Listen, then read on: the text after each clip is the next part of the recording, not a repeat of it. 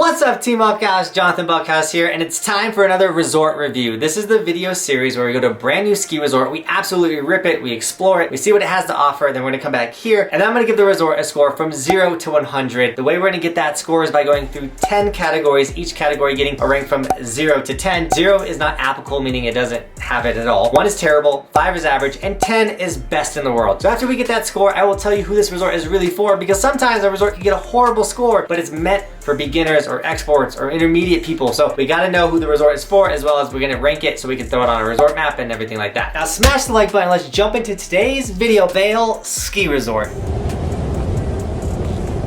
Now, Vail Resorts has an elevation of 11,570 feet, a 3,450 vertical drop, and a whopping 5,289 skiable acres, which get on average of 354 inches of snow a year. This is Vail Resorts, the one that started the Epic Pass, the one that started it all. We're jumping into this resort review. Here we go.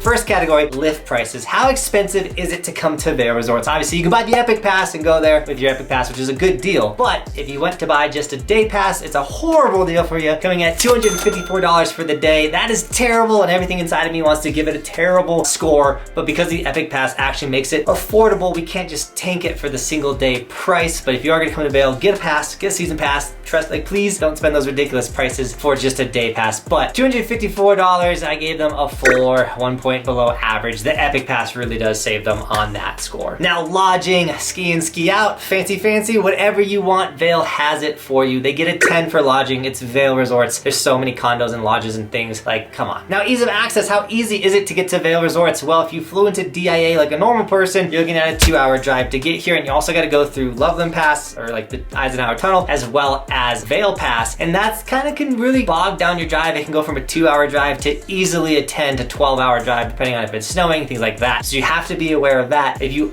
do get the money, and if you are going to Vail, chances are you have the money, you can fly into Eagle. Then you're looking at about a little over a 30-minute drive from the Eagle Airport to Vail, but most average people aren't gonna be able to do that. So when it came to ease of access, I gave them a 4 on the ease of access, also because there's not really free parking at Vail. There's like one small little sliver that you can park at, so you will be paying for parking when you go to Vail.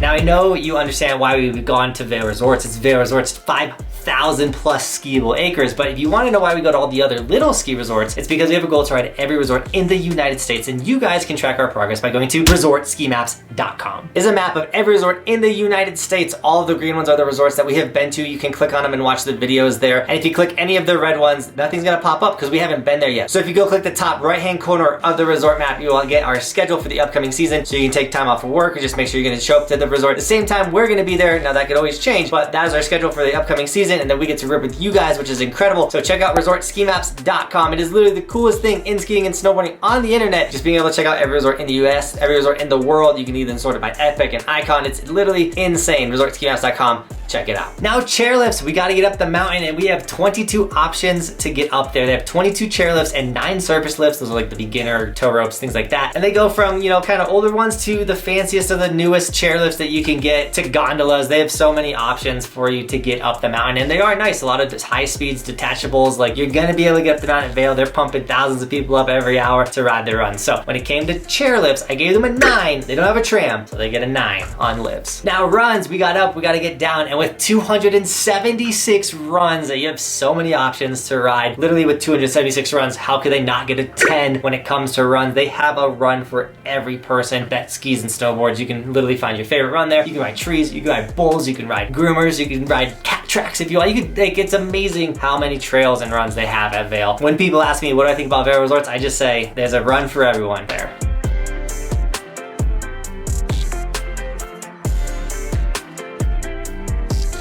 But sadly, the park has taken a different turn. How is the park? And they've been dumbing it down for the last couple of years. They just got rid of the Burton US Open, so they don't build that bigger, higher level park. They don't even build a half pipe anymore. The park has been declining for the last couple of years. So when it came to park, I gave them a 4 on the park. It's pretty sad.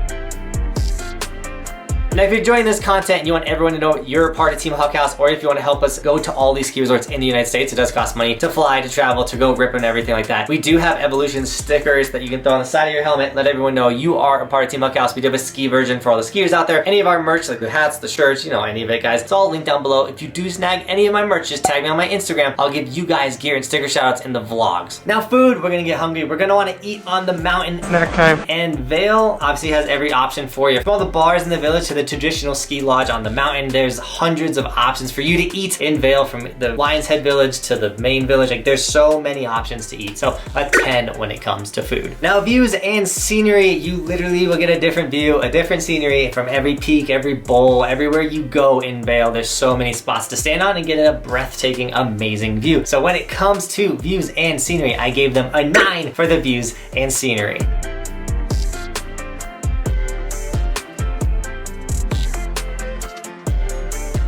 Now, employees, we don't cover snow conditions because East Coast, West Coast, Midwest, it varies from each region as well as time of the year. It's inconsistent. We don't cover snow conditions, but employees can absolutely make your day on the mountain, but they can absolutely break your day on the mountain as well, like we had at the Keystone incident. You can check out that video right here. But we have had employees absolutely make our day, so this is why it's a category. This is why it's important to me. And when it came to Vail Resorts, over the 40-ish, 50-ish times I've gone to Vail, they're netting at about an average, a score of 5 for employees. No one's done anything great. No one's done anything bad. Maybe that is a bad thing, that for all the times I've gone to Vail, no one's like blown my top off or been extra awesome, but no one's been extra terrible, so that's a good thing. Now, the last category, the would I go back factor, because if I want to go back to a ski resort, why would I recommend it to you guys? And obviously, when it comes to Vail Resorts, we're going back. It's Vail. Vail is absolutely insane. From having every type of run in the world to just having incredible powder days. Like, if you can figure it out, you can literally show up on a powder day, get first tracks, and then like be the first to every zone that they open, and it's amazing. 37, we gonna wait?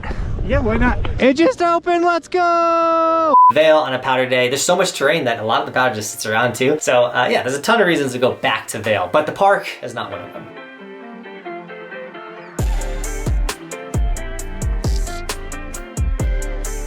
Now, before we give you the score from 0 to 100 for Vail Resorts, make sure you guys do check out the Resort View playlist. We've covered so many other resorts, and if you want to see how Vail compares to other mega resorts out there, because you're like, dude, this was Vail, it's gotta be the best, but there might be resorts that scored higher than Vail, go back to resortskimaps.com. We literally have every single resort score in order so you can see who is the top dog ski resort, especially when we're talking about Vail, all these big dogs. But what did Vail get out of 100? They got a score of, subscribe, a 75, which is not our highest score, believe it or not. Vail is sick. It is incredible. I think it might be a little overrated, but obviously the park also kind of took down the score a lot, but it is an incredible time. Like, literally, it's Vail. It's an incredible time. 5,000 plus skiable acres. You're gonna find something that you absolutely love on this ski resort. But who is this resort for? I would actually say this resort is more for the expert rider, someone that can ride bowls and trees and things like that. If you're a beginner, I don't really see a point to come here. You can, they have beginner terrain, but you could, 1, save money, but 2, go to somewhere that's more friendly, like Breckenridge, that has a lot more beginner terrain. You get to go all around a bigger area with beginner runs. All right, with that, Team Buckhouse, thank you so much for riding with me today, and as always, thanks for watching. Keep evolving. We'll see you tomorrow in another video. It is daily on this snowboard channel.